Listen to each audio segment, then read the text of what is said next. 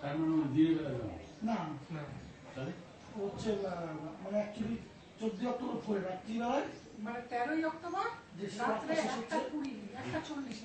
তার মানে দিনের বেলায় হবে না 12টার পরে দিন হয় ও রাত্রে 12টার পর দিন হয়ে গেল। ও আচ্ছা প্রশস্ত হয়। 12টার পরে দিন হয়ে যায় পরের দিন হয়ে যায় পরের দিন হয়ে যায় হ্যাঁ হ্যাঁ হ্যাঁ পরের দিন মানে ডেট হিসাবে সেই হিসাবে তো 14 তারিখটা হলো কারণ 12টার পরে যেটা হলো 13 তারিখে রাত্রি 12টার 1:40 সেই জন্য তো 14 তারিখ হলো এটা শুক্রবার ছিল আর এটা শনিবার ছিল ছেলেকে তৈরি করবে বুঝতে পারছো আর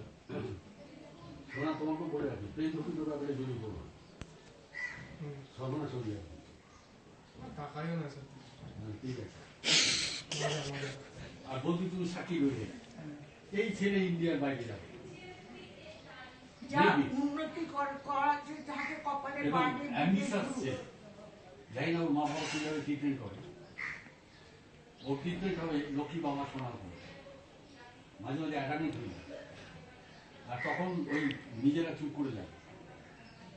ওকে ওর মতো বলতে দাও যখন ঠান্ডা হলো তখন বুঝিয়ে বল যে এটা করে এটা এটা করে এটা বলে এই জেনারেশন গ্যাপ আছে যেটা আমি ভালো বুঝবো সেটা তুই ভালো বুঝবি